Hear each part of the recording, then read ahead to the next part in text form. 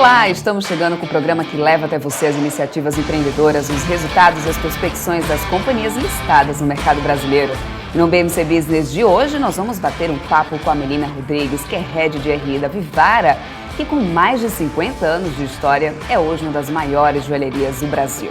E as joias são itens de prestígio desde o início da humanidade. Homens e mulheres sempre usaram esses adereços como talismãs e representações de poder e dominação sobre o território, e muitas pessoas consideram as joias um investimento pessoal. Ou seja, consideram que aquisições de itens são aquisições de itens que agregam valor ao patrimônio. Além disso, alguns momentos são ainda mais especiais, né? Quando pensamos em formatura, Dia das Mães, casamento, Dia dos Namorados, pensamos, por que não uma joia? E é aí onde entra a Vivara, companhia que vamos conhecer bem melhor a partir de agora.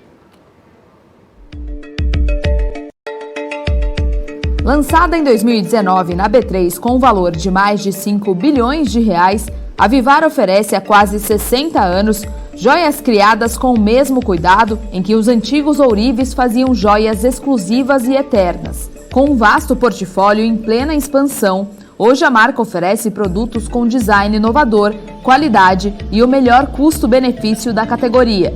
A Vivara é uma empresa brasileira com mais de 3 mil colaboradores em todo o Brasil. E com o lema da diversidade no dia a dia, a empresa segue os princípios de empoderamento feminino da ONU e trabalha no constante desenvolvimento dos colaboradores e da liderança, com treinamentos presenciais ou online. Dessa forma, a Vivara segue com o papel de poder contribuir para o desenvolvimento do país, com o desafio de ampliar o impacto positivo na sociedade. Para isso, eles investem e apoiam organizações sociais nas comunidades onde estão inseridos e contribuem para causas através da marca Life for Good. Nos últimos 3 anos, a Vivara investiu mais de 5 milhões de reais em projetos e organizações como Fundação Amazônia Sustentável, Hospital Angelina Caron e Instituto Fazendo História. A Vivara possui os mais altos padrões de qualidade e de práticas socioambientais para toda a sua cadeia de joias.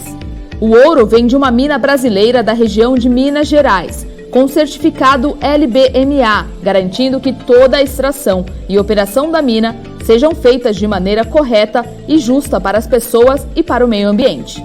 As gemas coradas passam por muitos fornecedores antes de chegar aos fabricantes finais e lojistas. O processo produtivo desses materiais é bastante segmentado e grande parte dos produtos é proveniente de minas artesanais de pequena escala presentes em mais de 40 países.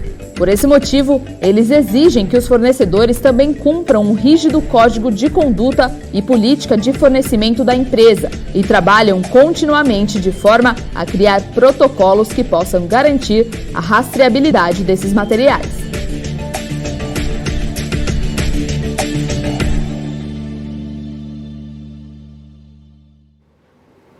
É isso aí, isso foi só um pouquinho do que é a Vivara para vocês. Daqui a pouco a Melina Rodrigues, que é Head aí de RI da Vivara, vai falar ao vivo com a gente, mas antes eu quero trazer o Alex André, que é especialista de investimentos, meu parceiro aqui de todas as tardes do BMC Business. Alex, e aí vamos falar de Vivara hoje, esse mercado que é encantador, né? Não tem quem não goste disso. É isso mesmo, Débora. Também é um mercado que mostrou resiliente, né, perante a crise do coronavírus e também mesmo apesar dos desafios mantém, né, uma política de expansão via as lojas físicas e também o canal online, né, que tem que destacar também o canal online que vem crescendo muito forte, principalmente as iniciativas, né, de social selling, né, que é o Joias em Ação, que também a Melina vai comentar um pouco mais, que traz aí o conceito de trazer o cliente mais próximo, independente onde o cliente esteja, né? Então, são novas alternativas se reinventando no segmento, aí no setor também, como você disse, né, que também é muitos anos, né, que as pessoas costumam, não tanto a parte de investimento, né, e também presentear em esses momentos especiais, né, Débora? Você costuma sempre dizer que é importante a gente conhecer, né, exatamente, né, de perto, né, o case, conhecer de perto a companhia, fazer aquele conhecimento de campo, né, Alex? Você conhece muito bem outras companhias, pessoalmente. Eu conheço muito bem a Vivara, inclusive cliente usa a Vivara, estamos aqui. Então vamos lá, vamos falar dessa companhia que eu também admiro bastante. Ainda teremos muitos resultados dessa temporada de balanço por aqui, inclusive, pessoal que encerrou nessa segunda-feira, mas a gente vai trazer mais detalhes para vocês. Mas antes, quero entender melhor os números de Vivara, saber mais sobre os próximos passos da companhia. Vamos conversar ao vivo, então, com a Melina Rodrigues, que já está aqui com a gente. Ela é Head de RI da companhia. Seja muito bem-vinda aqui ao BMC Business. Sempre aqui está de portas abertas para vocês e da Vivara. Muito obrigada pelo convite, estou super feliz de estar participando, a gente está planejando esse bate-papo faz algum tempo e estou feliz que deu certo aí. Ah, maravilha, é isso mesmo, já estamos planejando aí faz um tempão e a gente quer justamente poder agora trazer, estreitar esses laços aí da Vivara com os investidores, é para isso que o BMC Business está aqui, contem sempre com a gente, mas vamos lá, vamos começar falando sobre a importância aí do projeto Joias em Ação, né, que foi foram as vendas aí pelo WhatsApp, né, nas vendas digitais e na estratégia da companhia como um todo, né, como que isso aconteceu principalmente durante esse período da pandemia, que aí a gente já viu, inclusive, que refletiu muito bem aí nessas vendas, nesse resultado do primeiro trimestre, né?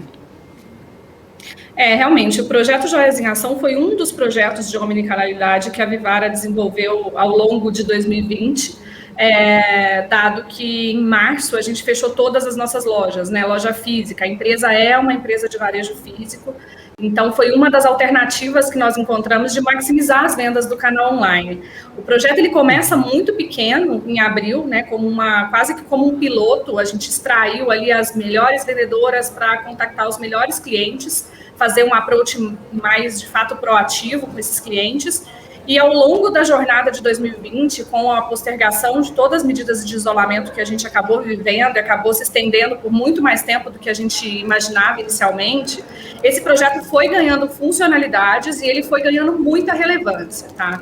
Ele é, de fato, a forma que a gente encontrou de replicar a venda assistida, que já é tão consolidada na nossa loja física, também para o canal online. Então, a interação da vendedora hoje, ela não se dá só de forma proativa, a vendedora não acessa o cliente apenas de forma proativa, mas ela também presta uma consultoria para esse cliente de forma sob demanda. Então, o cliente acessa o nosso site, o cliente que nunca, porventura, teve contato com a marca, ele pode solicitar uma consultoria online. E aí a mesma vendedora que conduz as nossas vendas e que já é uma venda extremamente consolidada no varejo físico, ela conduz toda a jornada de compra do cliente até o checkout ali pelas interações que a gente faz. O projeto ele é muito mais que uma venda por WhatsApp, né? Ele é uma consultoria online mesmo, a gente faz toda a interação é feita por meio de um sistema logado. Então, a gente consegue rastreabilidade, a gente consegue extrair dados, inclusive, dessa interação.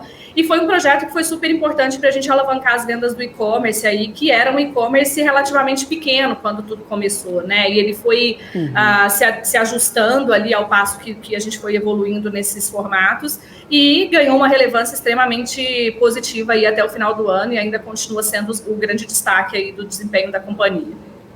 É porque certamente, além da segurança, que é muito importante agora, né, tem mais o conforto, né, que isso gera, né? Agora, quais são as principais diferenças aí do mix de produtos na venda das lojas físicas e desses canais digitais? Até o início da pandemia, o canal online ele tinha um perfil de venda muito diferente da nossa loja física, né? Ele tinha até pela característica do produto que a gente vende, é um produto de maior valor agregado, joia, você está buscando um presente especial para celebrar um momento especial, então o produto em ouro, ele tinha uma participação menor na venda do digital, pelo fato de ser uma venda remota, né? Ela era muito mais forte no canal físico do que no online. Quando a gente colocou a vendedora no projeto Joias em Ação para, de fato, interagir com esse cliente e atuar na venda online, a gente começou a ver uma migração desse mix também de joias em ouro. E aí, o que aconteceu no canal online e o status dele hoje, né, é que ele tem um mix muito mais equalizado com uma loja física. Só como a título aqui de curiosidade, né, se a gente pegar só a venda do Joias em Ação, que hoje a gente registra ela dentro da venda digital, quase 70% da venda é joias em ouro. Então, ela tem, de fato, uma característica de que a interação da vendedora faz diferença de dar aquela segurança para a pessoa comprar remotamente, de forma online, né? Então, hoje o perfil está muito parecido, tá? A venda está muito equalizada, a gente tem ali quase 50% da venda do online vindo de joias, 30% é venda de life, e aí 15% venda de relógio, que é muito parecido com a venda de loja, tá? E o restante são outros acessórios. Falando já de life, né, inclusive, a gente quando circula por aí, a gente costuma até ver alguns lugares, alguns estandes só da Life, Vivara, algumas lojas. Eu queria entender qual que é a diferença aí das lojas tradicionais da Vivara, né, com esse novo formato das lojas da linha Life. A linha Life, na verdade, ela é uma das frentes estratégicas de expansão que a gente tem. Ela, como canal, ela ainda é muito pequena, tá? A loja Vivara é aquela loja padrão que as pessoas costumam, já conhecem, enfim, é aquela loja que está em todas as regiões do Brasil. Ela tem um portfólio completo de produtos. Ela vende joias, ela vende Life, ela vende relógios e vende toda a nossa linha de acessórios. E a loja Life é um formato específico, né? A gente está desenvolvendo um canal standalone de lojas Life a partir desse ano, num formato completamente diferente. Vai ser uma loja exclusiva de produtos Life, então ela está sendo desenvolvida para vender exclusivamente os produtos da Life. E essa decisão de separar, de certa forma, os dois negócios, as duas bandeiras, é muito pela característica de compra diferente dos dois, do perfil de cliente que acessa uma loja Vivara e do perfil de cliente que acessa uma loja Life. A Life é uma marca mais jovem, mais casual, ela é focada numa mulher de 20 a 25 anos. Muitas vezes a mulher de 20 a 25 anos, ela se sente, de certa forma, intimidada a entrar na loja Vivara pelo perfil de uma loja mais premium, de um perfil de uma loja de produtos de luxo. Então, o que a gente quer agora com esse projeto que a gente está chamando de empoderamento da marca Life, através desses novos canais que estão sendo desenvolvidos para a loja Life, é justamente trazer essa mulher de 20 a 25 anos, que é o foco de quem usa, de fato, Life, para a loja, né? Hoje a gente vende Life muito para a mulher cliente da Vivara, né? Assim, o perfil de quem compra Life é muito parecido com o perfil de quem compra Vivara. Então, a gente entende que tem uma oportunidade muito grande de acessar uma mulher diferente, que é essa mulher que se sente intimidada, eventualmente, pela loja Vivara, mas continuar, através de um aumento de portfólio, atendendo essa mulher Vivara também com produtos em prata. Né? Quando a gente pensa em perfil e atributos de marca, a gente vê uma diferença clara ali de atributos de marca de Vivara e Life. A Vivara é luxo, é sofisticação, é um produto para marcar momentos. Quando a gente pensa em Life, a gente está falando de um produto mais casual, um produto para o dia a dia, para mulher jovem, descolada. É uma marca que te convida a contar a sua história. Então, o canal de vendas ele vai ter um reflexo desses atributos. Né? A Life vai ser essa loja mais jovem, mais descolada, que a pessoa compra de pé no balcão, uma venda mais rápida, e a Vivara continua tendo aquele perfil mais exclusivo de venda de joalheria mesmo, que a pessoa senta, toma um café, ela demora 40, 50 minutos para comprar, e ela pode acessar todo o portfólio de marcas que a gente hoje oferece. E como que a Vivara está fazendo para poder consolidar esse market share, né, e manter a liderança no mercado? A Vivara já é líder de mercado faz bastante tempo, né? Hoje a gente tem uma diferença, o gap da Vivara em relação aos concorrentes é de fato muito grande. Hoje a gente está com mais de 13% de market share, as nossas estimativas aqui baseadas em Euromonitor e números de Cielo. E o segundo player, ele tem menos de 2% de share. Então, de fato, o diferencial ali em relação à participação de mercado é muito grande. 2020 catalisou isso, né? Assim, 2020 foi um ano que a empresa que não estava preparada para assumir a venda online, para assumir esse perfil num ano extremamente difícil para o varejo físico, acabou se sobressaindo. E foi um pouco do que aconteceu com o Vivara. A gente hoje opera em um segmento que muitos players não estavam acostumados, né? Não tinham online, não tinham e-commerce estruturado, e isso fez com que a gente se sobressaísse mesmo nesse setor. Acho que esse foi um fator super interessante. Um outro ponto que eu destacaria aqui como diferencial competitivo que tem feito a Vivara ganhar market share é o modelo verticalizado. Quando a gente produz 80% de tudo que a gente vende, isso dá um diferencial de lead time, de tempo de produção, de resposta rápida a demandas dos clientes. A própria gestão de custo de matéria-prima é uma coisa que a gente faz de uma forma bem diferente do restante do setor, e isso acaba deixando a gente com diferenciais competitivos para competir com outros players que importam produtos, por exemplo, dentro de um setor extremamente fragmentado, com muitos players regionais e poucos players com relevância nacional como a Vivara. Então, acho que esses são os fatores que eu destacaria como fundamentais para que a gente conseguisse ganhar market share ano após ano, né? E ano passado, com certeza, foi um ano que a gente acabou se sobressaindo bastante nesse quesito. Maravilha. Melina, eu quero trazer o Alex André aqui para poder participar desse nosso bate-papo. Ele também tem perguntas aqui para você. Alex. Melina, uma pergunta que todo mundo está fazendo assim, em questão da pandemia, né? Ou seja, em questão de retomada também. Eu estava falando do pipeline de crescimento aí de lojas físicas. Quais são os maiores desafios, né, que a companhia enfrentou durante esse momento de pandemia e agora, né? Ou seja, olhando para frente em relação de expansão de lojas físicas e também a sua expansão de omnicanalidade, né? Eu acho que em 2020 o principal desafio foi a baixa visibilidade de cenário, né, Alex? Assim, não só a Vivara, mas os outros players de varejo mais tradicional, todo mundo foi surpreendido pela pandemia, né? A pandemia, de um dia para o outro, a gente precisou fechar todas as nossas lojas, viver um cenário que a gente nunca tinha vivido antes. E isso, de certa forma, deixou um cenário de incerteza muito grande, né? E isso acabou se refletindo aqui na nossa tomada de decisão em relação aos investimentos que estavam previstos. A primeira decisão que nós tomamos em 2020, e aí olhando para todos os investimentos, foi cuidar do caixa, né? Vamos estancar todos os tipos de desembolsos, né? Vamos manter o plano de expansão do que já está em andamento, mas não vamos assumir novos contratos, simplesmente porque não saber o cenário que estava por vir, né? Acho que foi uma decisão extremamente rápida e extremamente necessária para aquele momento de fato de incerteza, né? O resultado disso no final acabou sendo muito positivo, porque a gente acabou conseguindo rodar em um ano muito desafiador, gerando caixa, né, entregando uma venda que veio até o final do ano. Então, a decisão foi rápida e necessária, tá? Para estancar. Acho que o desafio maior, de fato, era a incerteza.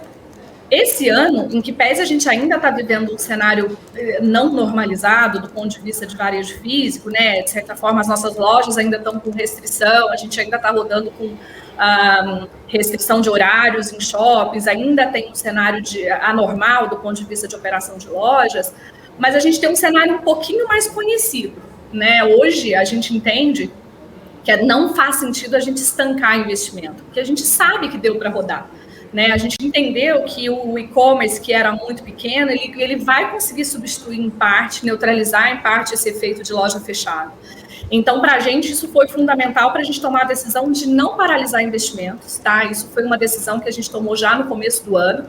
Para 2021, a gente mantém no pipeline 40 a 50 lojas, metade Vivara, metade Loja Life, para que a gente consiga, de fato, alavancar esse ganho de market share e essa consolidação de mercado que a gente já vem fazendo com bastante sucesso, tá? Um desafio de expansão, tirando o efeito pandemia, né, que eu acho que foi um problema que todo mundo viveu, são pessoas, né? A gente tem uma demanda grande por pessoas, acho que é um desafio para a gente. Hoje a expansão aqui na Vivara, ela roda quase que num formato de projeto mesmo, né? A gente tem pessoas de diferentes áreas e recursos humanos é uma das áreas que compõe esse grupo de trabalho, para que a gente consiga ter pessoas treinadas que conhecem o produto em todas essas lojas, né? Imagina que a gente está abrindo loja no Brasil inteiro, então a gente precisa ter pessoas que consigam replicar o nosso atendimento e não deixar o NPS cair, conseguir manter a excelência de atendimento que a gente tanto preza. Então, acho que eu colocaria esses dois fatores, o efeito pandemia, que é meio generalizado, e a questão de pessoas, que eu acho que é um desafio que a gente entende que tem e está cuidando bem disso para que não tenha nenhum tipo de ruptura aí nesse processo de atendimento que a gente preza. Muito obrigado, Melina. É isso aí, eu queria continuar conversando aqui com você, Melina, agora falando um pouco mais com relação dos custos da Vivara, né? A gente tem visto aí alta nos preços das commodities, agora, claro, falando um pouco mais especificamente de ouro de prata, como que fica essa relação dos custos da Vivara com isso, assim? Isso tem preocupado vocês? Como que vocês estão olhando isso? O ouro e a prata são os materiais, os principais materiais dos produtos que a gente vende, né? A principal matéria-prima que a gente opera hoje é ouro e prata. O que a gente costuma sempre dizer é que ouro e prata sempre sobe, talvez ouro mais que a prata, é um ambiente que a gente já está habituado a conviver, tá?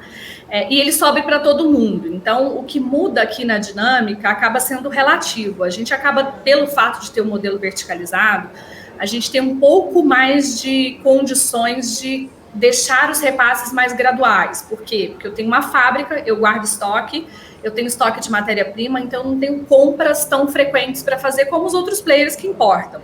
Então, no relativo, o meu preço acaba ficando muito competitivo, tá?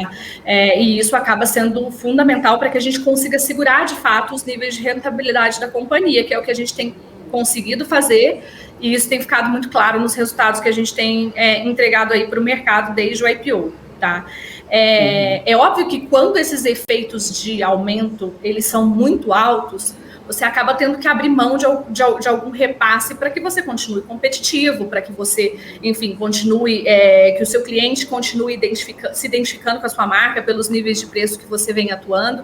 E aí, o que a gente tenta fazer para endereçar esse ponto é não só cuidar dos repasses, mas também cuidar do processo como um todo, desde a concepção da peça até a entrega final, né, para o cliente lá na loja. Então, quando você tem, o que é muito comum nesse setor? Quando você tem efeitos de custo de matéria-prima muito altos, o que você acaba fazendo é que você tem produtos mais leves dentro do seu mix. Por quê? Porque o processo de compra do cliente de joia, ele não é um processo comum, que você vai na loja e fala, eu quero uma camiseta branca, fit, né? Você tem as características. No de joias, você chega e fala, eu quero um anel para presentear ou para me presentear de R$2.000.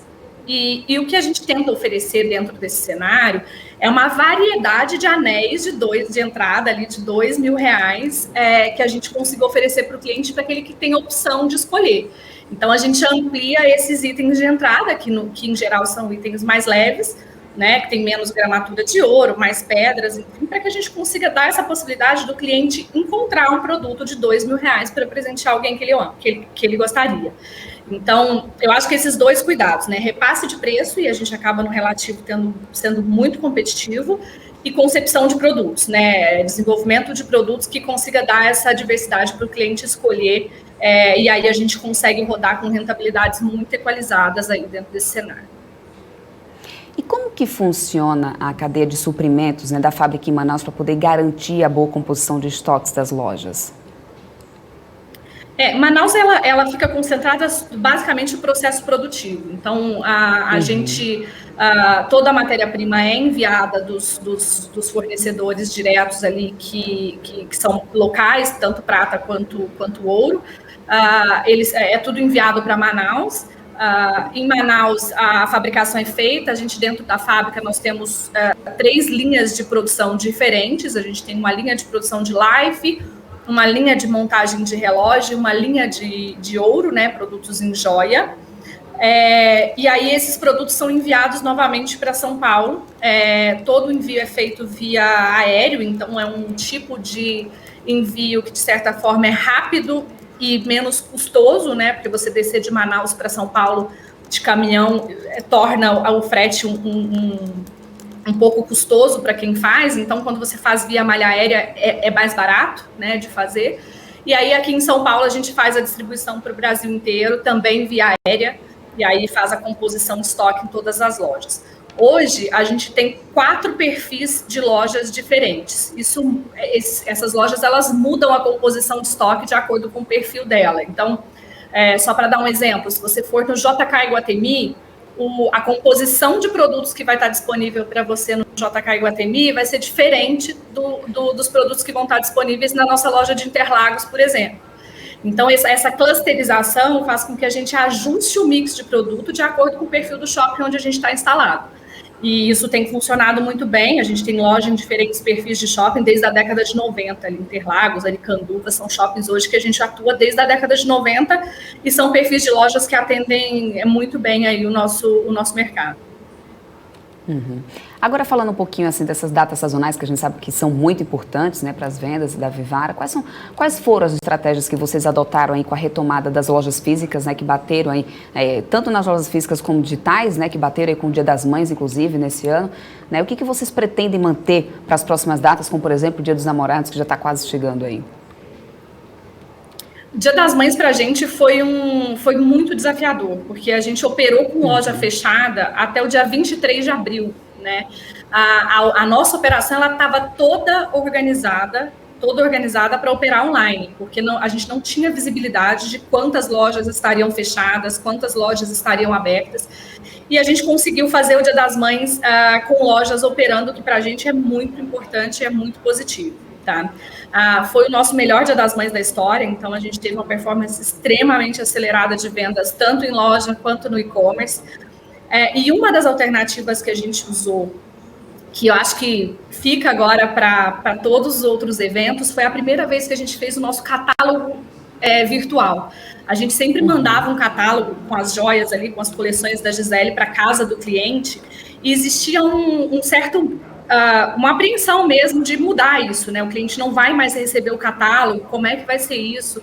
E a gente optou por fazer ele 100% virtual, e foi um sucesso, foi o catálogo que mais converteu na história.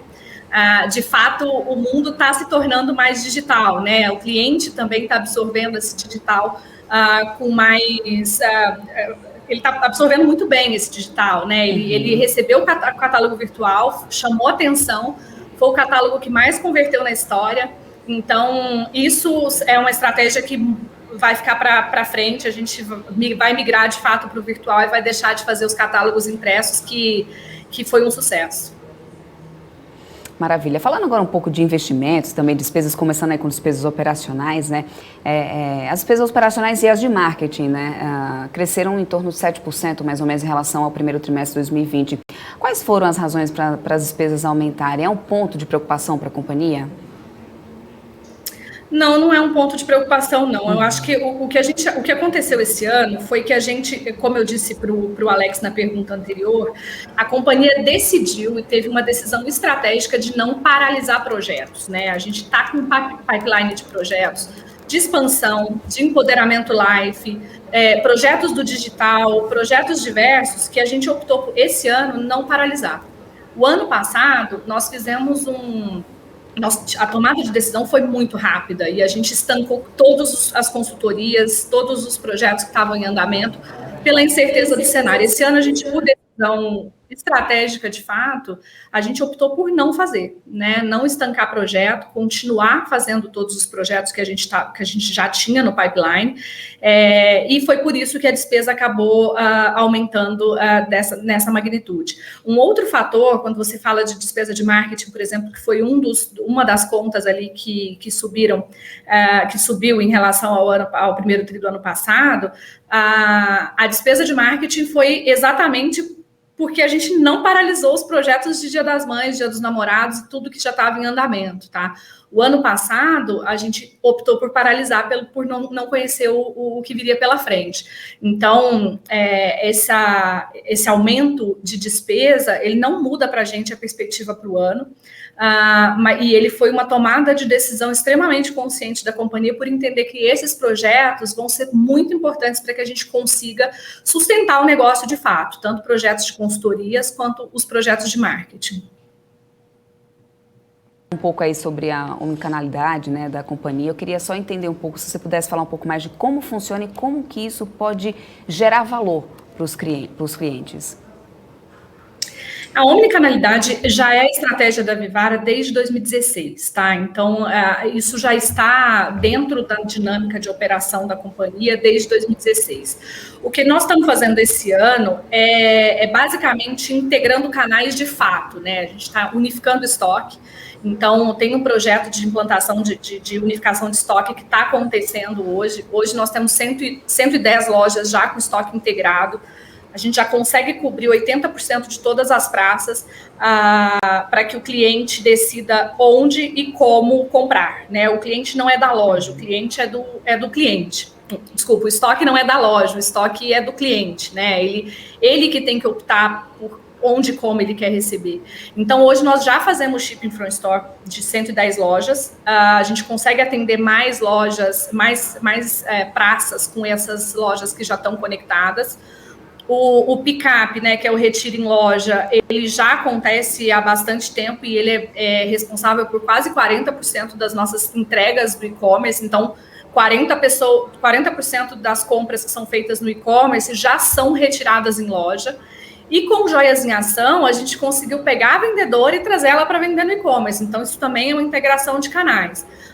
Acho que o desafio de 2021 agora, de uma frente estratégica de digital, é justamente levar o digital para a loja, né? Criar uma plataforma que consiga receber pedidos de qualquer canal, né? A vendedora vai ter uma joia de determinada coleção na loja e ela vai conseguir vender mesmo não tendo estoque, porque o cliente vai receber em casa, ele vai retirar na loja amanhã, então a gente tem uma evolução nesse processo para acontecer. Ele já existe e ele ainda tem uma evolução para acontecer. No médio e longo prazo, o que isso traz de valor? A gente pode operar com menos estoque, né? A gente pode operar com lojas hub que tenham estoque completo, que tenha ali todo o estoque ali disponível, e essa loja servir de mini CDs, né? Ela distribuir para a região e cobrir aquela região sem que a gente precise alocar tanto capital em estoque por loja como hoje a gente opera. Então, acho que o ganho de médio e longo prazo, ele viria dessa redução de alocação de capital em capital de giro, né? E ela é super importante porque é uma conveniência adicional para o cliente que vai poder, de fato, usar o estoque como ele bem entender, da forma como ele quiser e como ele quiser receber. Maravilha, Melina. Eu quero trazer novamente aqui o Alex, ele tem mais perguntas aqui para você, Alex. Bacana, Melina. Outra pergunta aqui para o pessoal também sempre fica olhando em relação à questão da visão do consumidor, né, o que isso pode impactar em geração de valor para o acionista, né, ou seja, a Vivara, né, líder absoluta em busca e acesso para o segmento de joias e relógios, né, então em torno aí de 100 pessoas que pesquisam, né, por joias na internet, em torno de 43 buscam por Vivara. Quais são os principais pontos competitivos, né, que a companhia tem na visão de vocês que impactam a decisão do consumidor a escolher a Vivara? Eu acho que são dois fatores, tá? Eu diria que é marca, né? O produto joia, quando a gente imagina uma compra online de uma joia, pelo valor agregado que essa peça tem, e até pelo valor emocional mesmo de uma compra dessa natureza, existe um certo bloqueio do cliente querer comprar de alguma marca que ele não conhece, né? Você não vai comprar a aliança do seu casamento na internet de alguém que você não sabe aonde você poderia reclamar caso desse algum problema. Então, isso de fato, como a gente tem capilaridade, a gente está atuando em todas as regiões do país, quase em todos os estados, hoje a gente só não está em Roraima, isso faz com que a gente dê uma certa segurança para aquela compra online, que eu acho que ainda é um quesito muito importante no varejo digital no Brasil, né? A questão de você ter aonde buscar ajuda caso você precise. O outro fator, e aí eu acho que está bem atrelado com essa questão de marca também, é justamente o atendimento, né? A gente constrói essa fidelização, essa relação com a marca, né? O cliente buscar aquele atendimento, buscar aquele relacionamento com a marca antes mesmo de você efetivamente precisar comprar uma aliança, né? Você já tem algum tipo de relação com a Vivara porque você comprou o brinco de nascimento da sua sobrinha. Então, a gente tem aquela proposta de acompanhar a vida do cliente em todas as fases da vida, desde o nascimento do filho até a velhice, né? Então, eu acho que essa relação do consumidor com a marca da Vivara e com a excelência de atendimento que a gente acaba tendo naquela venda assistida mais direcionada, ela acaba fazendo diferença quando você precisa, de fato, buscar uma alternativa ali no digital para se apoiar. A Vivara acabou se sobressaindo muito e absorveu muito bem esse fluxo maior que a gente acabou tendo ao longo de 2020. Acho que veio para ficar, né? Foi um cenário pontual que acabou refletindo na forma de enxergar o negócio. Uhum. E, Melina, você poderia detalhar um pouco mais sobre esse lançamento em abril do relatório de sustentabilidade, né? O que o investidor pode esperar dessas novas iniciativas ESG da companhia? Essa é uma agenda que veio para ficar, né, Débora? Assim, a gente não dá mais para falar de negócio sem pensar numa agenda ESG. Aqui para a gente tem duas frentes muito específicas que hoje que tem projetos no pipeline, que é procedência de matéria-prima, né? Isso para o nosso negócio faz muita diferença, você saber de onde vem, como é extraído a matéria-prima que você usa na sua joia. Então, a gente iniciou um processo, na verdade, de auditoria de fornecedores diretos. Hoje a gente está concluindo essas auditorias, é um processo que vai acontecer periodicamente, para que a gente tenha, de fato, segurança na procedência que hoje do produto que a gente usa. Uma outra questão muito forte aqui para a gente é a questão de empoderamento feminino. A Vivara é uma empresa que ela nasceu para mulheres, né? Ela vende para mulheres, são mulheres que fazem a venda, e isso veio de uma forma muito natural na agenda da Vivara. A gente nunca teve, obviamente agora a gente começa a estruturar melhor programas para como, de fato, isso ficar muito tangível dentro da cultura da companhia, mas isso já faz parte da nossa relação, tanto com funcionários como com clientes, enfim. O empoderamento feminino é muito forte. Só para ter uma ideia, 88% dos nossos cargos de liderança são de mulheres, e no nosso conselho já é 40% de participação feminina. Então, a gente, de fato, é uma empresa que está quase que isolada ali num cenário de empoderar mulheres mesmo, sem que a gente tenha que fazer um plano de ação para isso, né? Isso foi muito natural. Então, eu acho que quando a gente pensa em frente ESG, obviamente, dentre outros projetos diversos, e isso, o nosso relatório de sustentabilidade está muito abrangente, está muito bem feito, é o segundo relatório da história da Vivara que é lançado, então acho que vale a pena depois as pessoas procurarem ali no site de RI, é um relatório que ficou muito abrangente de fato, mas acho que essas duas frentes, eu diria que é o que a gente enxerga de quais os temas que a gente vai ser protagonista, né, daqui para frente, do ponto de vista de ESG. Sem dúvida nenhuma, empoderamento feminino é um deles, e o outro é justamente essa procedência de matéria-prima, que é algo bastante importante para nós. Maravilha. Agora falando um pouquinho na parte de investimentos, né? Quais serão as prioridades aí para crescimento da companhia? Inclusive, depois desse resultado aí do primeiro trimestre, eu andei lendo que algumas casas, inclusive a GAI de Investimentos, né, acredita que até com o caixa líquido que vocês têm agora, vocês poderiam até explorar futuramente, quem sabe, potenciais aquisições. Isso estaria aí no radar de vocês? Vocês pensam nisso? O que vocês estão pensando aí para a parte de investimento, futuras prioridades aí de crescimento da companhia, que você possa, claro, dividir com a gente? Para esse ano, os projetos mais estruturais que a gente tem no pipeline é justamente esse projeto de empoderamento da marca Life, a expansão orgânica tanto de Vivara quanto de Life, e os projetos digitais, que vão ocupar ali boa parte de dedicação do nosso time, tempo do nosso management, tá? Mas quando a gente pensa no médio e longo prazo, a gente vê um pipeline de opções ali em relação à criação de valor, que pode vir por novas marcas, novos canais, marcas, por exemplo, que complementem algum tipo de posicionamento que hoje a Vivara não opera, né? A Vivara hoje ela atua num pedaço, né, do mercado de classe A- C+, ali, C bem pouquinho, mas ainda assim pega um pouquinho do C. E a gente avalia que cabe mais marcas, tá? A gente avalia que a gente poderia, por exemplo, ter uma marca complementar um pouco mais acima da nossa pirâmide, ou eventualmente um pouco mais abaixo da pirâmide. Isso sempre esteve na nossa agenda, mas com uma pegada muito mais de orgânico, tá? De desenvolver isso internamente, de estruturar isso in-house, né?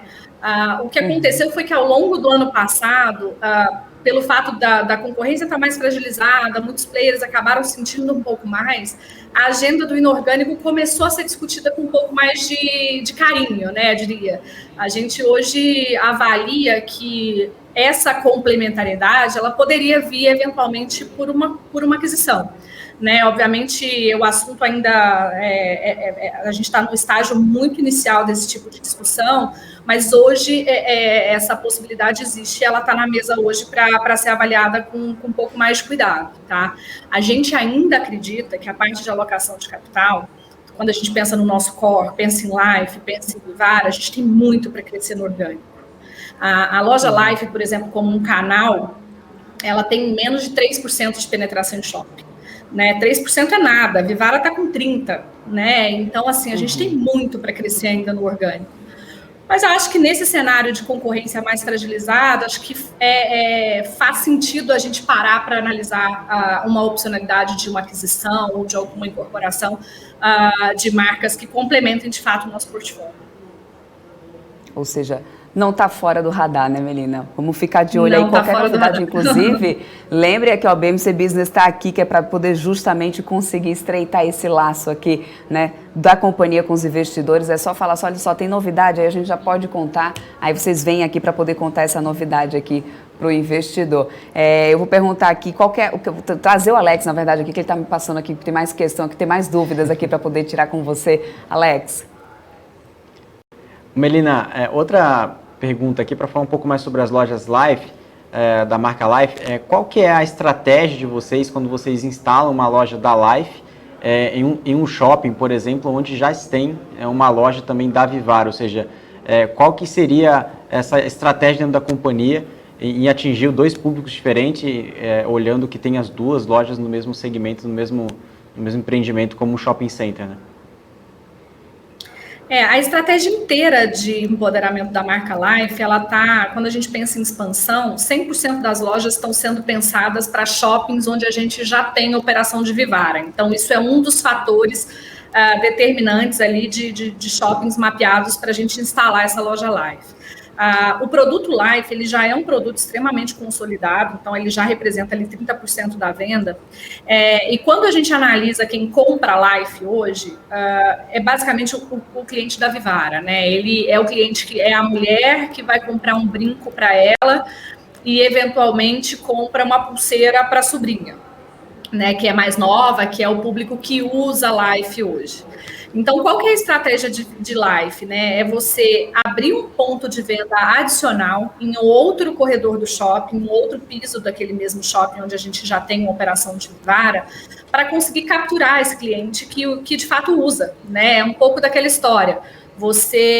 A menina de 20 e poucos anos que está recebendo os seus primeiros salários ali, muitas vezes ela não entra na loja Vivara, né? Então a gente entende que tem um espaço para, de fato, a gente conseguir atender esse cliente, que é o cliente foco, que é o cliente de quem usa, que é quem de fato usa o produto Life. E isso vai vir por meio desse novo canal, que é onde a cliente vai ficar, de fato, o namorado, enfim, dessa pessoa que usa, vai se sentir um pouco mais confortável, né? De buscar um produto que tem um ticket mais baixo, que tem uma jornada de compra diferente. A jornada de compra de Life, ela é mais dinâmica, ela é mais fluida, né? O cliente entra, ele quer ser atendido de pé, ele vai escolher ali o produto no balcão, com base no que ele está procurando para aquele momento. Quando você vai numa loja Vivara, o processo de compra ele é diferente. A vendedora ela vai te abordar, ela vai te chamar para sentar numa mesa, ela vai perguntar se você quer um café, se você quer, enfim, se você quer água, enfim, ela vai te abordar de um jeito diferente. Então, quando a gente pensa nesse cliente Life, a gente está criando um ambiente para que ele se sinta mais acolhido, né? Que ele se relacione de fato com essa marca como uma marca que ela consegue de fato comprar e usar e comprar com certa frequência. Então, a estratégia ela parte dessa definição de que a gente vai atender um cliente adicional. Maravilha, eu quero muito agradecer já aqui a tua participação, Melina, com a gente. Foi um prazer ter aqui vocês falando um pouco mais aqui sobre a Vivara, tirando as dúvidas. Inclusive tem aqui gente comentando aqui, Vivara subindo, hora boa para poder comprar. Inclusive tem investidor aqui que está assistindo a gente, já comentando aqui. Deve ver o mercado aí recebendo bem, os resultados foram bons aqui no primeiro trimestre de Vivara.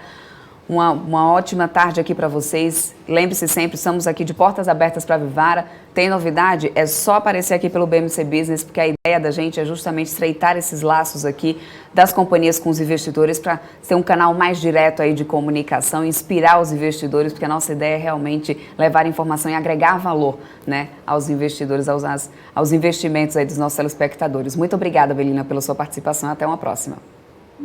Obrigada, Débora. Fiquei muito feliz com o convite. A gente, ali da área de relações com investidores, está super à disposição para atender quem tiver alguma dúvida. E a gente vai se falar mais vezes. A gente volta com certeza. Adorei o papo e boa tarde aí para vocês. Uma ótima tarde para vocês também. Muito obrigada. Até uma próxima. E é isso aí. Essa foi a Melina Rodrigues, Head de RI da Vivara. E antes da gente ir para o nosso próximo entrevistado, vamos com notícia de mercado, que o IPO da CSN Cimentos vai ser positivo para a qualidade de crédito da CSN, na opinião da Moody's. Embora seja uma oferta pequena, pequena na comparação com o tamanho da controladora. Segundo a agência de classificação de riscos, o negócio trará recursos para que a CSN financie sua estratégia de crescimento no setor de cimento. Bom, agora sim vamos bater um papo com o Eric Huang, que é analista de Equity Research da Eleven. Vamos saber o que ele achou aí desse primeiro trimestre da Vivara e quais as expectativas para os próximos balanços da companhia. Seja sempre muito bem-vindo aqui, Eric. Ótima tarde para você. Oi, boa tarde. Obrigado aí pelo convite. Vamos lá, né? Vamos então comentar um pouquinho sobre os resultados da Vivara, né? Empresa que a gente Eu não sei se você conseguiu, inclusive, acompanhar um pouquinho o finalzinho do papo com a Melina, se você estava acompanhando já a gente aqui, né? Bom, a gente viu que esses resultados da Vivara, inclusive, até chegaram a destoar um pouquinho das empresas de vestuário e joias, né? Foi um bom momento, inclusive. Eu queria saber se é um bom momento, inclusive, para poder investir na companhia, né? Ainda temos datas importantes vindo por aí, né? A empresa tem se mostrado bem resiliente pelos números, né? Então, eu queria que você falasse um pouco do que você achou e quais as expectativas aí de você para a Vivara. Não, com certeza. Acho que como a Melina mencionou um pouquinho, né, realmente foi um resultado aí quando a gente olha para esse universo, né, de varejistas mais ligados à moda, ao consumo discricionário, né, um resultado bem forte, né, quando a gente olha para um cenário de pandemia, né, que pressionou bastante todo o setor de varejo como um todo, né, esse crescimento aí que eles mostraram de receita com certeza foi uma coisa que se destacou na nossa visão, né. Acho que tem alguns outros players aí assim como o Vivara, né, que tem um canal online e tiveram também uma evolução do canal digital forte, que se beneficiaram bastante desse período, né, conseguiram de fato mostrar aí um diferencial, conseguiram se posicionar muito bem no mercado e se adaptar a essa situação de mercado, né. Então acho que realmente, olhando para os resultados, né, acho que um resultado que chamou bastante atenção positivamente, né, um número forte, com margens aí saudáveis, e mostrando que a empresa segue, né, como a Melina mencionou aí, pelo que eu peguei aqui do finalzinho, muito desses investimentos aí olhando para a estratégia de longo prazo da empresa, né, então não só em passar muito bem a esse momento mais crítico, mas em manter também foco no crescimento para os próximos anos, né? Então acho que pensando na empresa, né, a gente tem uma visão bastante construtiva com o papel, né, a gente vê realmente eles muito bem posicionados aí numa tese realmente de consolidação do setor, né, que ainda é bastante fragmentado, então realmente bastante espaço aí para eles seguirem crescendo, com uma estratégia que, apesar de muito avançada no digital, tem espaço ainda para para diversas coisas aí dentro, né, toda a parte da omnicanalidade, né, avanços aí em relação a maior uso das lojas, para a parte de vendas também, né, linkando aí com a parte digital. Então acho que tem sim um espaço bastante significativo para a empresa nos próximos anos, né, e sem dúvida esses resultados aqui do trimestre já mostram bastante disso, né, dessa qualidade, da capacidade de execução da empresa, mesmo em períodos mais críticos, né. Acho que isso realmente é um grande diferencial que a gente consegue ver nesses períodos mais críticos. Eu até perguntei isso para ela, né, assim, em relação ao caixa líquido que eles têm hoje, né, perguntei se eles estaria ali no radar, né, uma possível potencial exploração de aquisições ali no futuro. Ela me disse que isso realmente aí não está fora do radar, tem algumas casas até que já está falando também nisso. Eu queria saber se no ponto de vista de vocês seria também aí um posicionamento assertivo aí da companhia, se vocês acham que também esse crescimento inorgânico talvez até uma boa hora, já que eles estão mostrando essa resiliência até em momentos de crise como que a gente viu.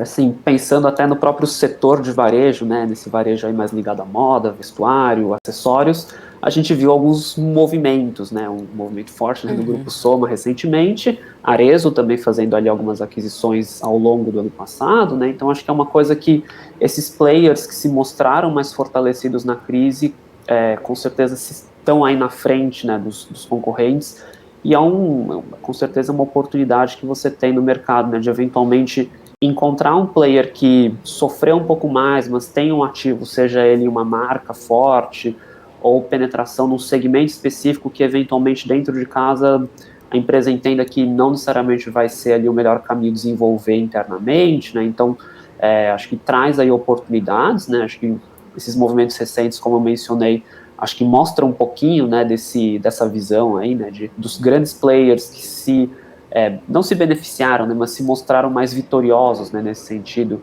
em termos de estratégia, tudo mais, ganhando um pouco de espaço aí, né, E aí, com certeza, com essa posição de caixa, especificamente aqui no caso de Vivara, né, acho que com certeza tem ali existe espaço realmente para eles pensarem em algumas aquisições, né, em alguma aquisição, acho que dizer o que seria, né, é um pouco difícil, né, porque o setor como a gente falou, né, é bastante pulverizado, né, então o que seria esse ativo é um pouco difícil de tangibilizar, né, mas com certeza tem muita gente que, apesar de um nome forte, pode ter ficado um pouquinho mais fragilizado, né, então trazer alguma marca ou alguma linha específica para dentro de casa acho que seria um momento interessante, né, várias empresas têm feito isso, então com certeza é uma coisa que acho que é muito bom a gente ficar de olho, né, porque é um setor que o setor de varejo como um todo ficou bem aquecido, né, para aquisições, então nunca se sabe, né, o que pode acontecer, então sempre uma coisa que a gente busca monitorar bastante, até para na hora que sai algum anúncio do tipo, a gente conseguir entender se de fato, né, o quanto que isso traz de valor ali para a empresa, né, mas sem dúvidas pensando, né, numa tese de consolidação, né, por mais que tenha sido sempre de forma orgânica até hoje, né, não deixa de ser uma coisa a se pensar ou até se esperar quando a gente olha para grandes teses de consolidação, alguma aquisição em algum momento, né, e acho que o momento atual é bastante oportunístico aí para as empresas que se mostraram mais fortes, né, nesse período de pandemia. Maravilha, você falando, né, de aquisições e tudo mais, tudo que aconteceu nesse período agora, né, você citou aí a Soma, né, no varejo de moda, que aliás seria já a minha próxima pergunta, também teve aí o Grupo Soma bons resultados, a marca masculina do grupo, não sei se você chegou a ver, a Foxton, né, tá apostando na Europa e parceria aí com a Hering, né, como que tá a tua expectativa aí para o grupo varejista? Assim, acho que o Grupo Soma, desde a sua estreia, tem mostrado resultados bastante fortes, né, um outro, né, como você mencionou, que se destacou bastante nessa temporada de resultados pressionados aí pela pandemia, com resultados fortes, né, de crescimento, fez movimentos bastante importantes de aquisições, né, e tanto com Foxton como também com a parte da Farm, né, nos Estados Unidos e também um pouco de Europa, tem mostrado aí avenidas de crescimento diferentes, né, pensando aí nos mercados internacionais, onde eles têm marcas, principalmente pensando aí em Farm, né, nos Estados Unidos, é uma marca que se deu muito bem, né, tem uma identidade muito própria, né, e acho que nesse sentido eles têm uma vantagem bastante interessante. Acho que é um grupo que tem muita coisa assim para entregar, né, principalmente olhando agora com essa aquisição da Hering, né, ainda dependente de CAD, mas de toda forma isso daí traz sim, com certeza, um potencial interessante para a empresa, dado que tem várias sinergias que eles podem capturar, né, principalmente na parte fabril ali, mais ligado à parte têxtil, onde eles podem realmente mostrar aí para frente um crescimento, melhoras eventualmente aí de margens em alguma linha específica, né, dado que a Hering tem um know-how e uma escala muito grande, né, toda a parte de malharia que o Grupo Soma consegue aproveitar para a marca deles, né. E da mesma forma, acho que o Grupo Soma, com toda a parte da estratégia digital deles, que é muito forte, né, eles já têm isso no DNA deles, é uma coisa que eles têm desenvolvido há muitos anos, também é uma coisa que deve beneficiar, né, essa empresa conjunta, né. Acho que se um ponto que o pessoal olhava com mais atenção, com um pouco mais de cautela dentro de Hering, era justamente a parte da digitalização, né, que se comentava que não era tão avançado. Então acho que o Grupo Soma traz aí para eles uma capacidade de acelerar muito mais essas iniciativas, e o próprio resultado da Hering aqui no primeiro trimestre, né, apesar de ainda pressionado pela pandemia, mostrou ali avanços de toda a parte digital, né, então acho que algumas dúvidas que o mercado tinha, eventualmente, com como que seria toda essa parte da integração e do avanço da digitalização na Hering, uma vez dentro do Soma, acho que mostra que a própria empresa começou a mostrar um pouco mais dos resultados, né, das diversas iniciativas, e parece que, eventualmente, essa integração com o Grupo Soma tem ali algumas coisas que, se existia antes ali um receio de um pouco mais de dificuldade, começa a mostrar que a própria empresa já avançou um pouco nisso, antes da aquisição mesmo, e que pós-aquisição pode até ser alavancado, né, então, assim, pensando em Grupo Soma, acho que, assim, essa aquisição transforma bastante a empresa, né, traz ali um ativo que acho que complementa o portfólio, né, pensando ali nas marcas, né, uma coisa mais básica, mais para o dia a dia, que inclusive pós-pandemia acho que é uma coisa que, querendo ou não, fica um pouco, né, da pandemia, dessa aposta mais no básico, itens mais confortáveis, então também complementa bastante, né,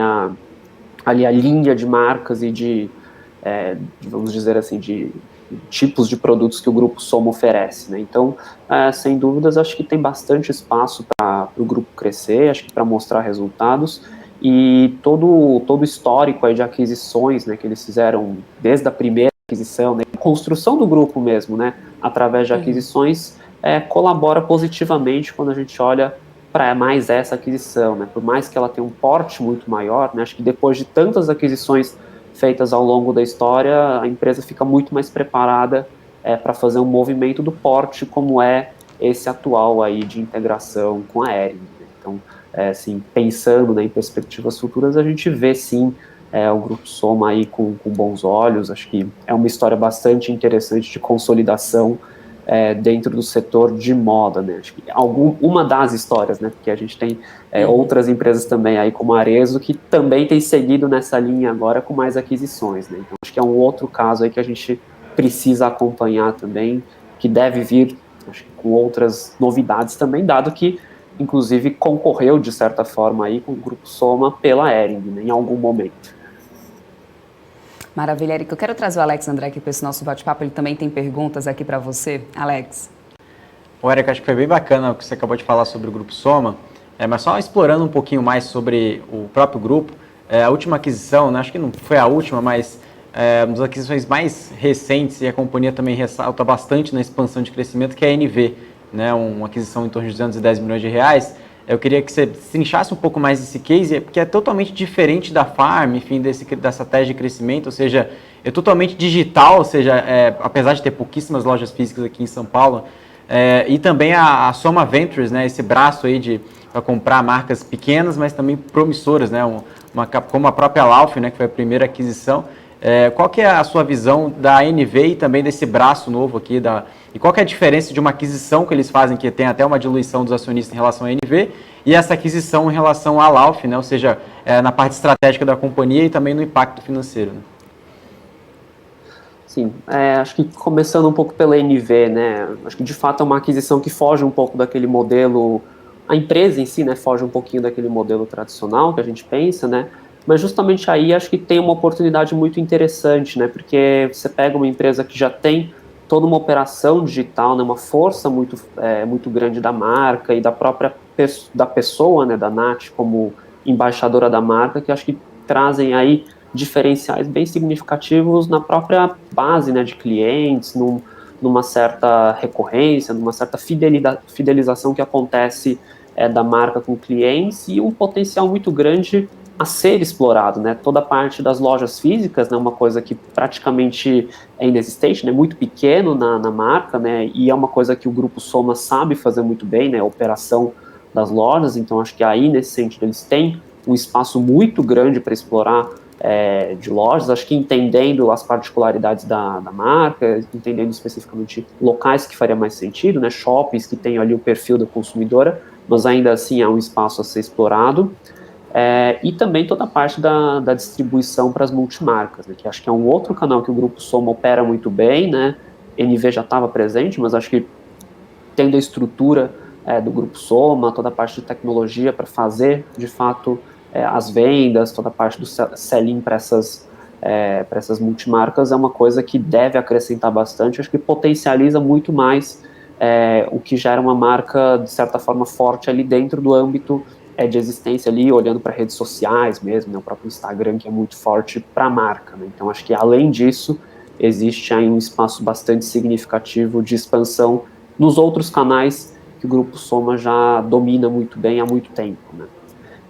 E aí, olhando para o lado mais de venture capital, né, de certa forma, que as empresas têm explorado cada vez mais, acho que é uma iniciativa muito interessante, né, porque você pega ali marcas que eventualmente não são tão conhecidas ainda, mas que complementam muito bem a linha, né, acho que a Lauf é um caso específico aí, e é uma estratégia que não só o Grupo Soma tem adotado, mas outras empresas também, né, a Arezzo tem o ZZ Ventures, outras empresas varejistas entrando com um pouquinho mais desse lado de corporate venture capital, justamente pensando em pegar empresas que ainda estão no seu começo, né, então que tem uma longa trajetória de crescimento, e poder acelerar realmente esse crescimento com todo o poder de plataforma, desde parte de fornecedores até os canais de distribuição, canais de venda, canais online, né, no caso especificamente de Soma, né, que é muito forte. Então, acho que justamente nesse sentido, pensando, né, em se posicionar antes, né, de uma grande aquisição e, ao mesmo tempo, desse lado mais financeiramente falando, né, estar ali desde o começo, né, então você consegue capturar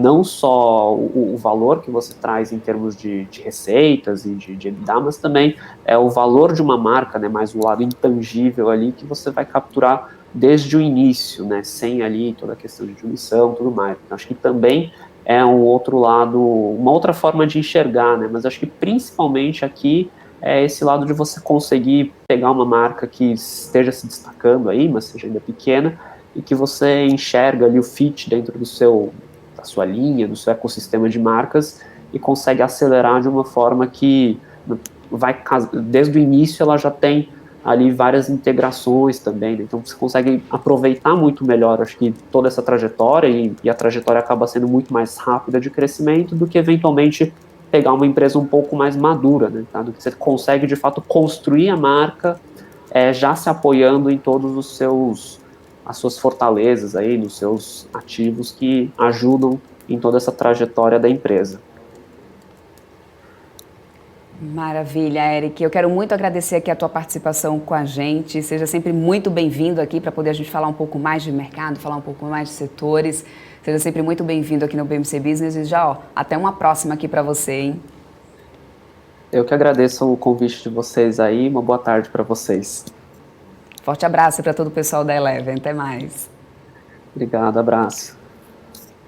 E antes da gente começar a falar dos resultados aqui dessa temporada de balanços, hoje teremos Mosaico e Cruzeiro do Sul por aqui. Vamos a mais notícias de mercado, porque a Pague Menos deve oferecer 700 milhões de reais pela Extrafarma numa operação que deve ser anunciada ainda hoje, foi o que disseram algumas fontes ao broadcast.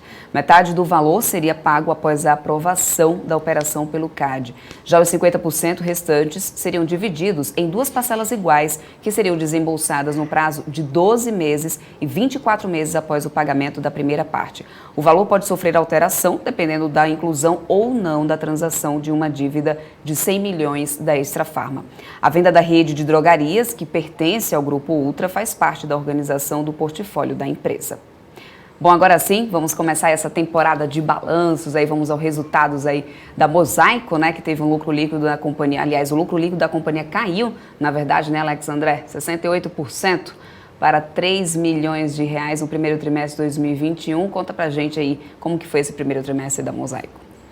É isso mesmo, Débora. Falando sobre os resultados da Mosaico, né, algumas corretoras e bancos olham esse movimento como um movimento que ainda tem muito para acontecer, questão de sinergia, né, na parte digital, e também os resultados do primeiro trimestre que não agradaram os investidores, ou seja, o papel chegou a cair mais de 6% ao longo do pregão somente de hoje, e ao longo dos últimos dias também o papel foi reagindo negativamente, né, nos últimos pregões. Mas, na visão média do mercado, ou seja, o que os principais analistas e bancos e corretoras dizem, né, uma leitura mais positiva ao longo dos próximos trimestres, principalmente essa mensagem que eu vou passar aqui da companhia, que aconteceu aqui agora no primeiro tri. Tá? Então, a gente vai falar aqui dos 4 principais vertentes aqui de destaques no primeiro trimestre, que é a plataforma de cashback, um desenvolvimento interno em 4 meses, aquisição da vigia de preço, né, entrada no mercado de extensões de navegadores, e 1 bilhão em VGV originado, né, um crescimento de mais de 28,7% de crescimento, e também mais de 1 milhão de contas criadas.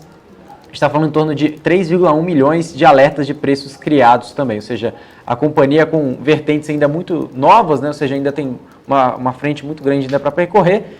E ainda a gente tem também, no próximo slide, falando um pouco mais sobre o funil, ou seja, que a companhia ela consegue passar, né, também para o consumidor, e também que ela pode gerar de valor para o acionista. Então aqui a gente tem desde a parte da descoberta, né, até a parte da consideração e na parte da compra, né, ou seja, e também tem a parte do cashback e serviços financeiros, que já é mais o pós-venda aqui, né. Então o que acontece? Vamos entender um pouco mais como que acontece uma jornada de compra digital, principalmente, né, não só que a Mosaico oferece, mas também nos seus parceiros. Então, principalmente antes do próprio consumidor entender um pouco mais do que é esse tipo de produto, né, ou seja, ele vai degustar artigos, opiniões de especialistas, vídeos, tudo sobre um determinado serviço ou produto, e depois que ele estiver mais convencido sobre essa compra, ele vai entrar na fase de consideração, que tem em torno de mais de 75 milhões né, de ofertas em mais de 500 lojas, ou seja, ele vai poder achar esse produto que ele já experimentou na medida de opiniões tanto de especialistas e também de artigos e vídeos,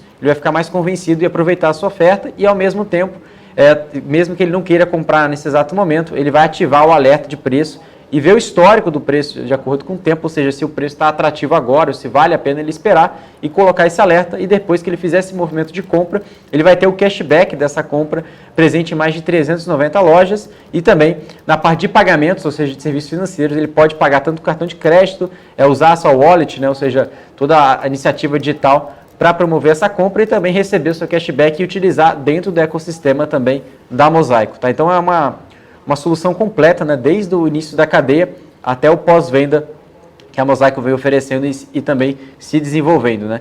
Então o cashback, no próximo slide aqui, a gente fala um pouquinho mais sobre isso, que é uma plataforma bem interessante. Né? O cashback, a companhia teve uma plataforma proprietária, ou seja, uma plataforma desenvolvida por ela, em somente 4 meses, né? Ou seja, em apenas 4 meses eles desenvolveram uma plataforma de cashback proprietária que aumenta o engajamento e a recorrência dos clientes próprios, né? Ou seja, que já são clientes da Mosaico, e também traz a diversificação de categorias dentro do seu ecossistema, na sua plataforma.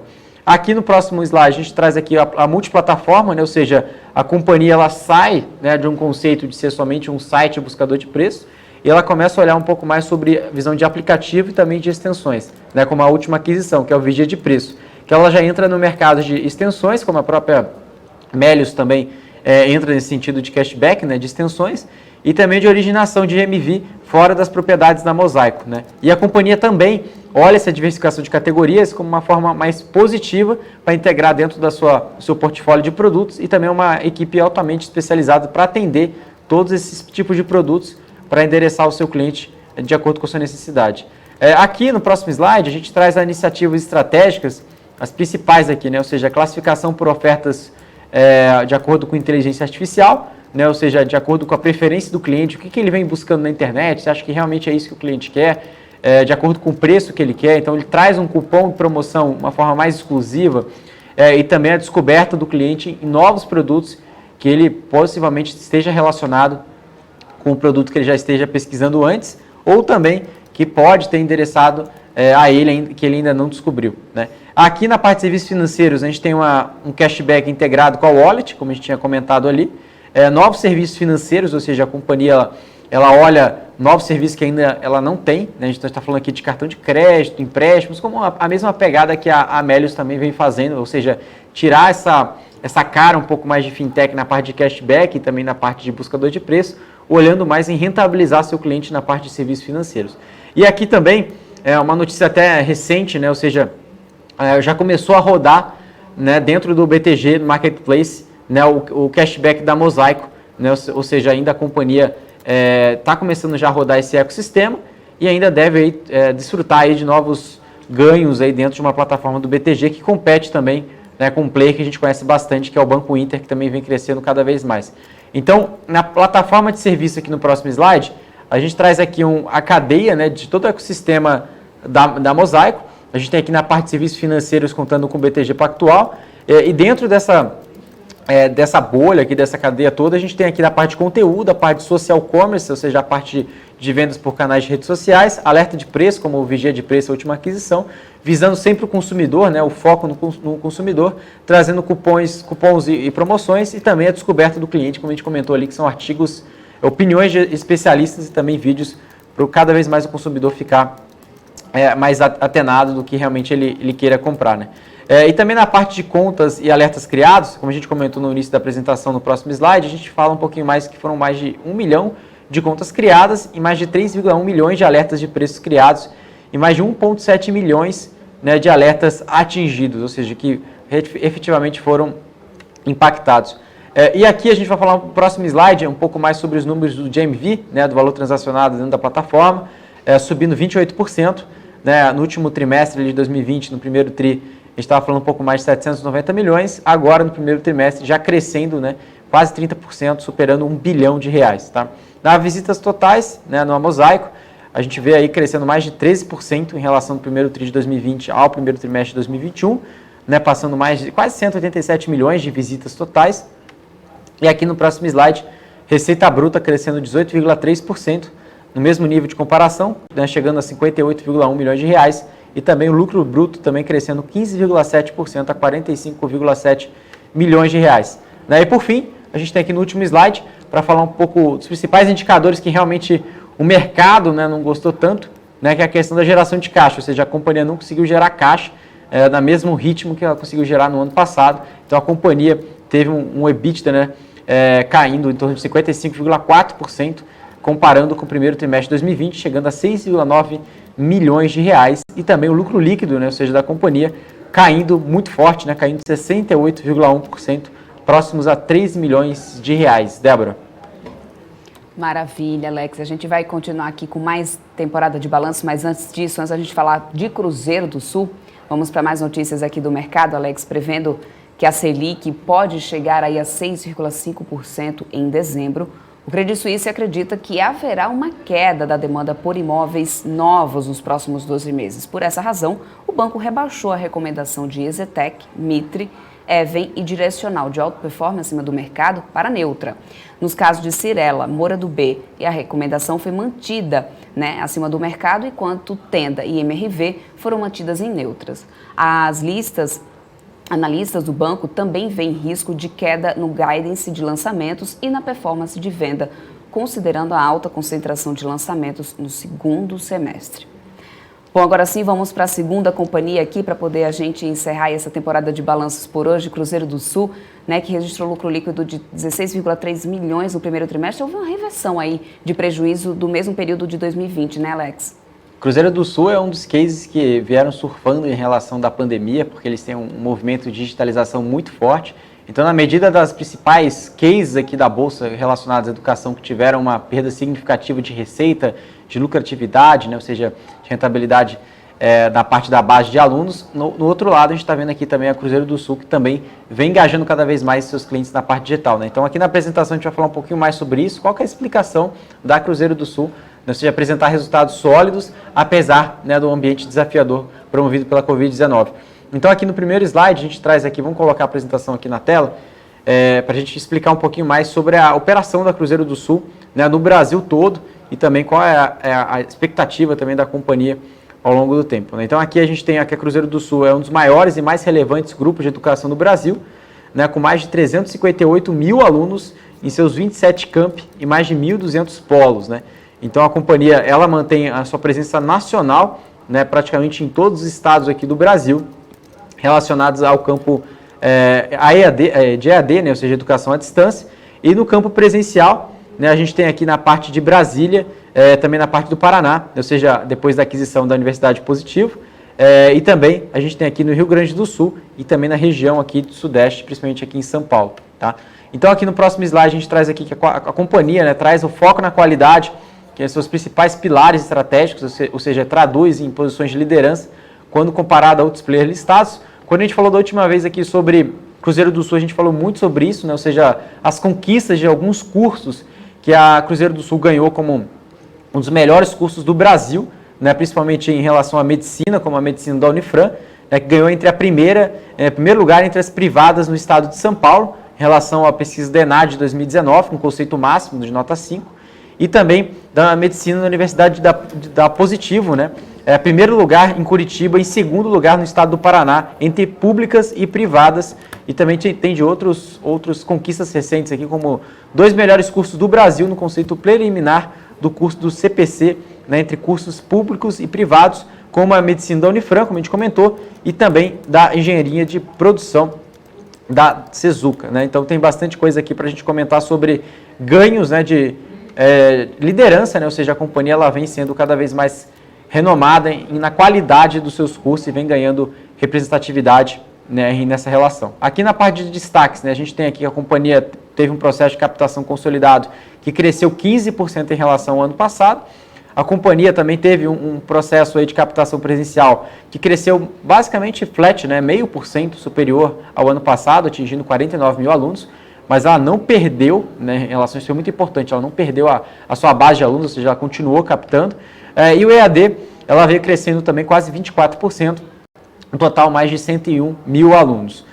Também eles dobraram a penetração de ano contra ano de alunos de conteúdo presencial e remota, né, semipresenciais, no EAD chegando a mais de 20 mil alunos, e a base de alunos no primeiro trimestre, como a gente comentou ali no primeiro slide, chegando a 358 mil alunos, uma expansão de 5,5% em comparação ao primeiro trimestre de 2020.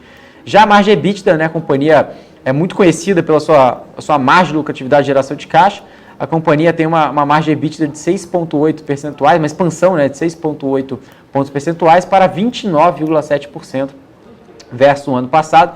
Uma geração de caixa gerencial operacional de 170 milhões de reais, 2,6 vezes acima do primeiro trimestre de 2020, ou seja, um número muito forte.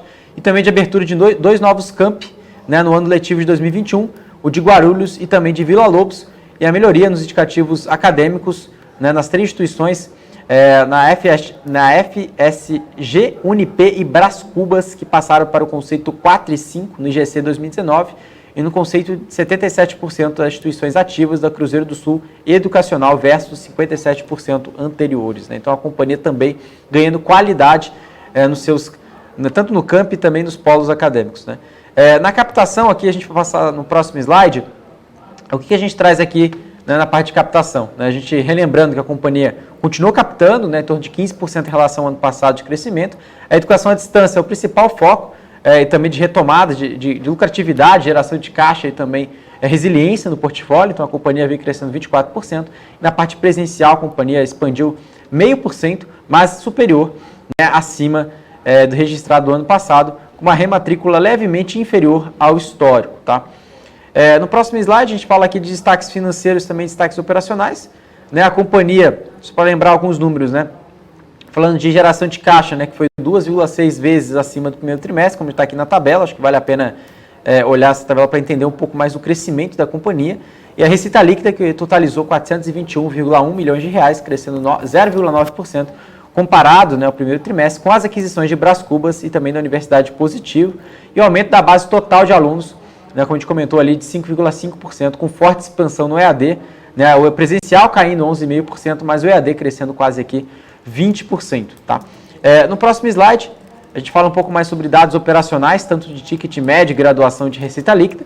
Né, a gente tem 2 gráficos aqui. O primeiro a gente fala um pouco mais sobre ticket médio presencial versus o ticket médio do EAD. Né, então o ticket médio aqui do EAD ele cai em torno de 6,6%. Do ticket médio presencial vem crescendo 2,5%, refletindo a resiliência da companhia em manter sua estratégia de precificação na base de alunos em cursos premium, né, que totalizou 71% no primeiro trimestre, além do impacto das adquiridas com a Positivo, que possui um posicionamento premium em região em que atua. No EAD, a companhia trouxe aí uma queda de 6,6%, impactada pela estratégia comercial adotada em umas praças mais competitivas.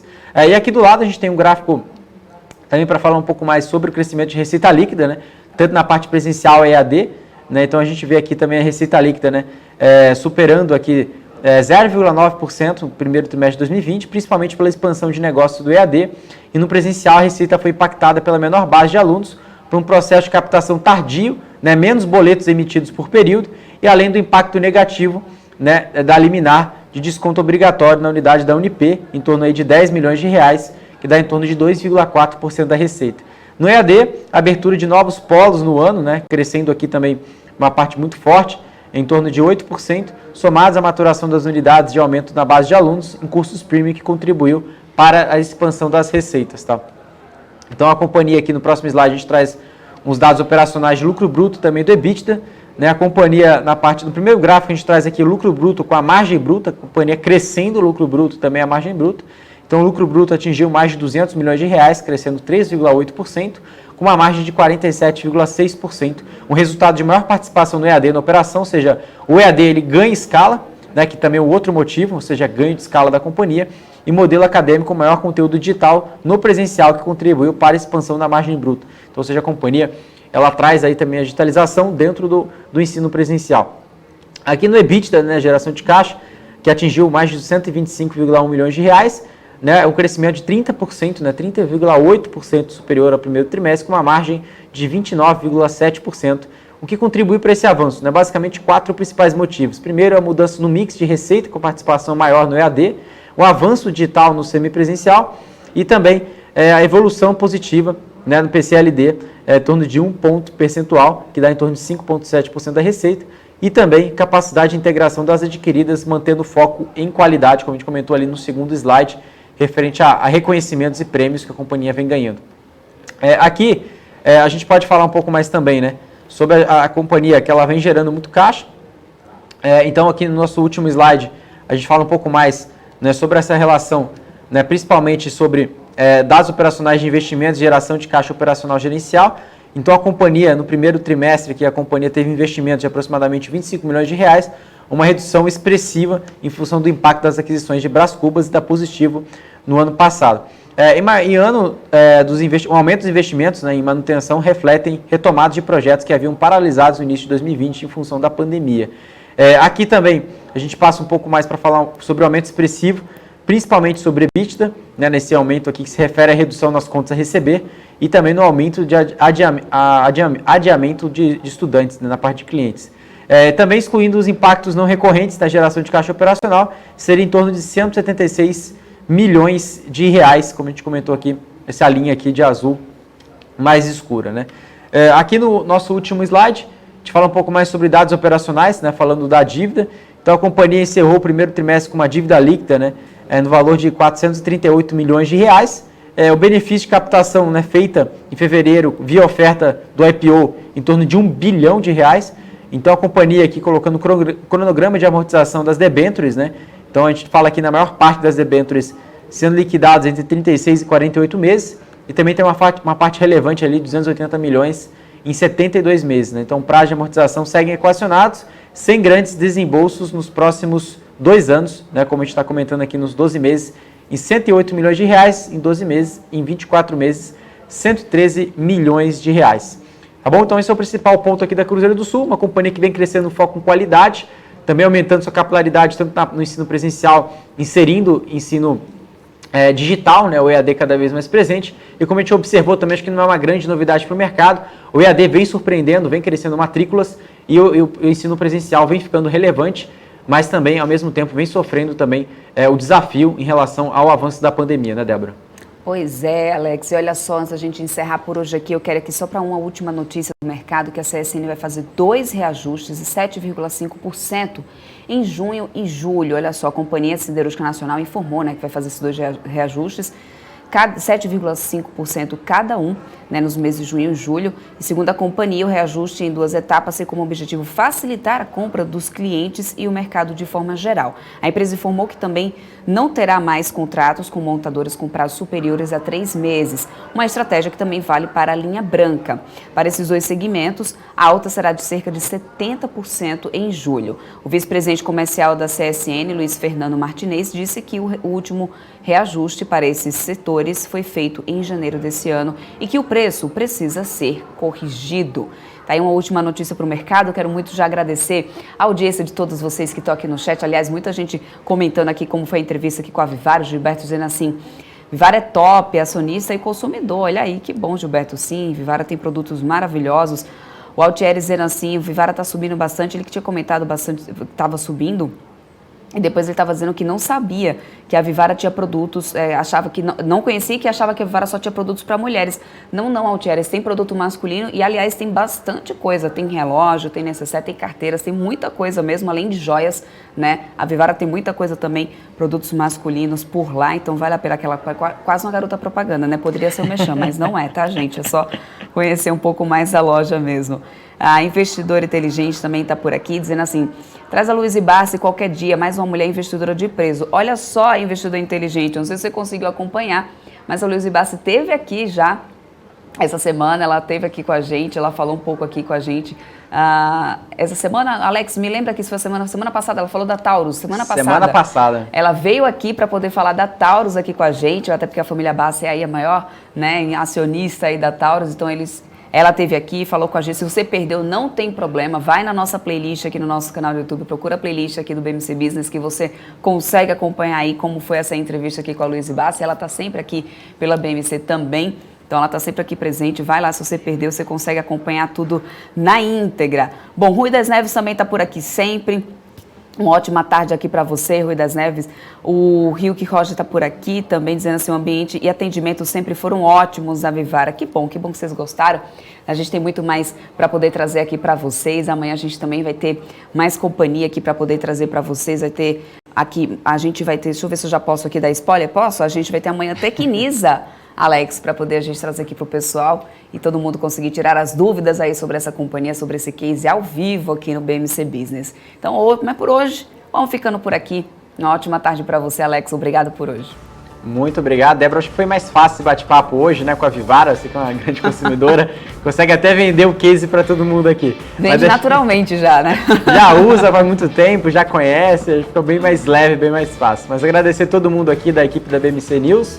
E também a todos vocês que estão sempre acompanhando. Amanhã a gente está junto com a Tecnisa, também uma das maiores empresas de construção civil aqui no Brasil. Grande abraço a todo mundo, espero vocês amanhã. Grande abraço.